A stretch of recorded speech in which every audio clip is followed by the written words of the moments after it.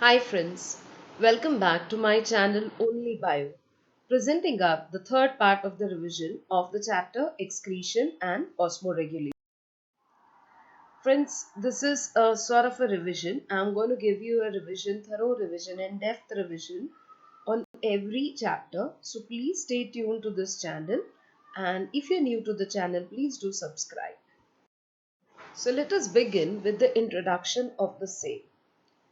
Plasma creatinine is produced from catabolism of creatinine phosphate during skeletal muscle contraction.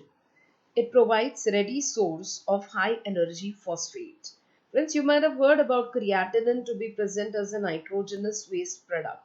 So you should be knowing how come creatinine is produced in the body, and that's the reason this statement has been mentioned.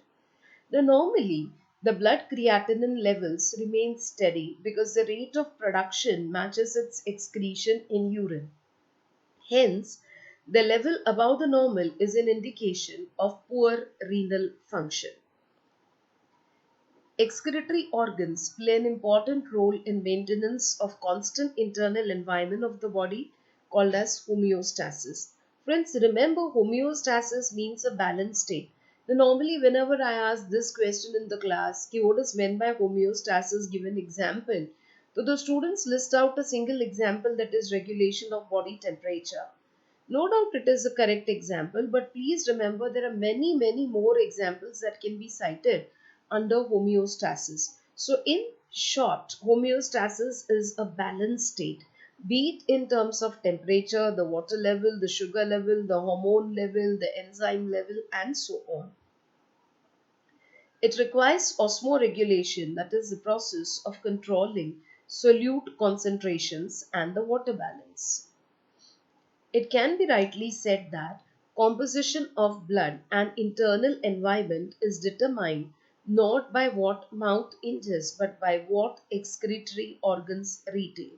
Friends, it simply means that maybe you might have had much and much of food. Yeah, you might have had much and much of say some liquid diet, but how much part has to be kept in the body and what part has to be thrown out of the body is not decided by our mouth, but it is decided by the excretory organs, and this is based on the homeostatic balance. So the organs will try to achieve a homeostatic state.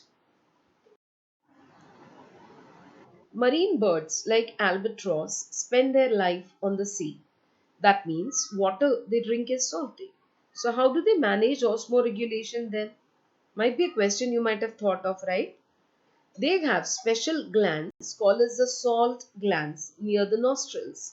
These are capable of secreting salts by active transport and help to manage the osmotic balance. So this is the answer to the question you might have thought of. Many marine organisms like sea turtles and marine iguanas also have such salt excreting glands. Animals can either be isoosmotic to the surrounding, that is osmoconformers, or control internal environment, that is osmoregulators, independent of the external environment. So depending upon how the organisms respond to the surrounding, we have two categories of animals: osmoconformers, okay, and second category is osmoregulators.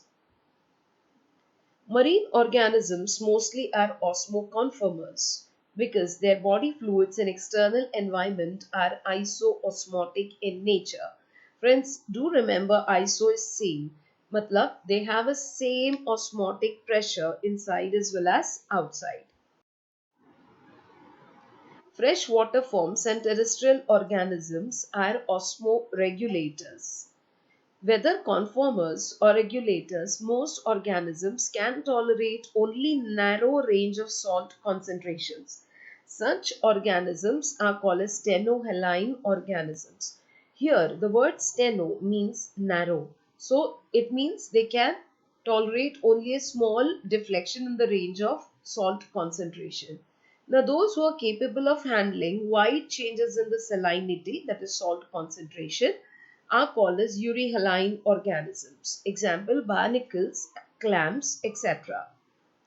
Osmoconformers are the animals which do not actively control the osmotic condition of their body fluids. They change the concentration of their own body fluid and make it similar to that of the surrounding fluid. That is, they try to achieve a isoosmotic balance. All marine invertebrates and some freshwater invertebrates are strictly osmoconformers. The only vertebrate which is osmoconformer is mixin, that is hagfish. It is a member of Agnatha. Friends, this is a very, very important point in terms of the competitive exams. So I would just suggest you may note it down. A character of a solution with respect to its solute concentration is also termed as osmolarity. It is expressed as molarity or moles of solute per liter of the solution. The unit of measurement for osmolarity is milliosmol per liter. It is expressed as MOSM capital L raised to minus 1, that is milliosmol per liter. Now let us understand what exactly do we mean by osmoregulation. Osmoregulation is nothing but regulation of water and ionic contents in the body. In other words, the regulation of solute and solvent movement between the body and the surrounding medium is also called as osmoregulation. When two solutions have the same osmolarity, these two solutions are said to be isotonic. When one of the solutions has higher osmolarity, then it is said to be hypertonic and the other is said to be hypotonic. Friends, this concept is very, very important. So please get clear with this concept. Osmotic concentration, formerly known as osmolarity. It is a measure of solute concentration. Just now I did tell you this. Defined as the number of osmoles of solute per liter of solution. The osmolarity of a solution is expressed as osmoles per liter or milliosmoles per liter.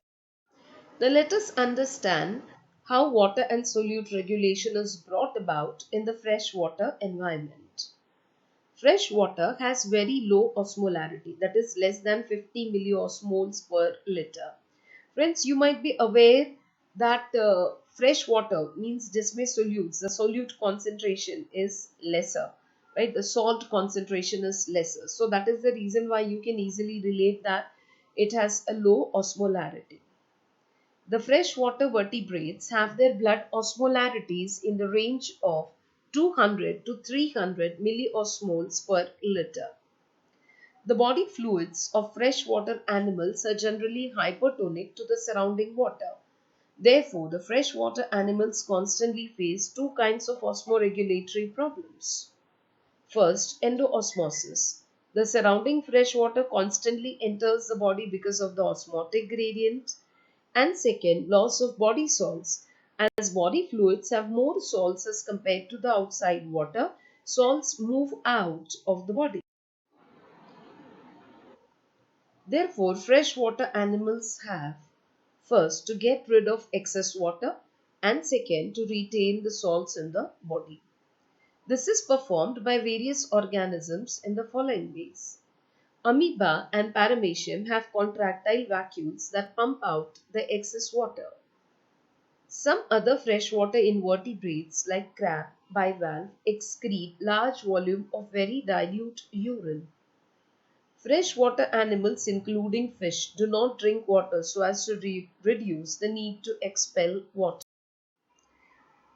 Friends, on the screen you can see a freshwater fish.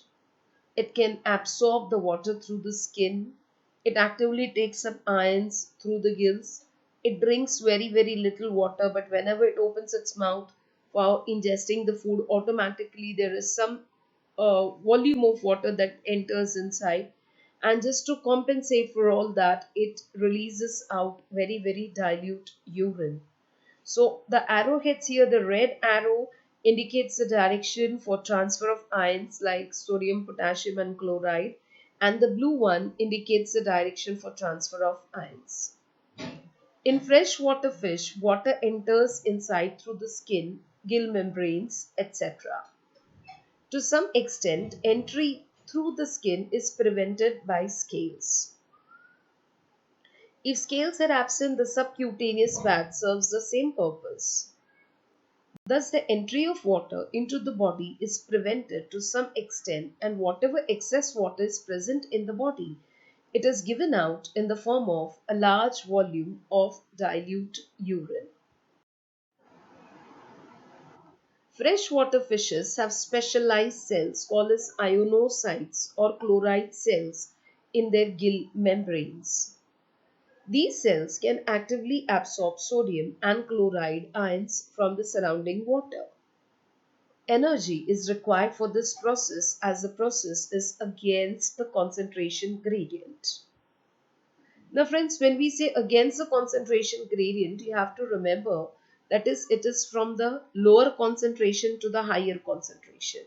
That is the reason why it is going to consume energy, or rather, it's a kind of a active transport, you can say. The fish has a body fluid concentration of about 100 milliosmoles per liter. Now, friends, let us understand the water and the solute regulation in the marine environment. So, here you can see a marine water fish, or you can say seawater fish, right? Wherein it can drink lots of seawater. It releases out concentrated salty urine. There's an active ion transport seen through the gills, and there's also small amount of water that can be lost via the skin. So, let's understand this. Marine water has an osmolarity of about 1000 milliosmoles per liter. So this talks volumes. You can compare this with that of the freshwater osmolarity so that you understand how difficult it might be to really achieve a homeostatic control, or how difficult it might be for achieving a kind of an osmotic balance. The marine bony fishes have their blood osmolarity of about one third of it. Thus, their body fluids are hypotonic to the surrounding water. Therefore, the osmoregulatory problems in marine situation are exactly opposite to those in the freshwater environment. First, they lose water by exosmosis through the permeable membranes like the gill membranes, skin, oral, and the anal membranes. Second, to compensate the water loss, the marine bony fishes drink water. However, this results in the gain in salts. The ionocytes or chloride cells of the gill membranes help to eliminate excess monovalent ions from the body fluids to the surrounding marine water. Divalent cations are generally eliminated with fecal matter. To prevent the water loss, less urine is given out. For example, a marine bony fish called Opsanus gives out 2.5 ml per kg per day, but a freshwater bony fish gives out of about 300 ml per kg urine per day. So friends, here you can compare and see the difference between the freshwater fishes and the marine water fishes. Some fishes like salmon, hilsa, etc. migrate between the seawater and the freshwater. From the freshwater, when they go to the ocean, they drink water and excess salts are given out through the gill membranes. A number of hormones play a key role in the switchover process. In cartilaginous fish, the body fluids are made isoosmotic to the seawater. This is done by accumulating certain organic substances in the body fluids. Such substances are called as osmolytes. Friends, this is very important point. The best known examples of osmolytes are urea and trimethylamine oxide, that is TMAO. Friends, basically this is a compound that is responsible for the typical odor of the fish that you normally get whenever you cross any fish market. Sharks and coelacanths retain urea and TMAO in the body. So they are hyperosmotic to the seawater, but as inorganic ions are much lower in them, their body fluids are hypotonic to the seawater.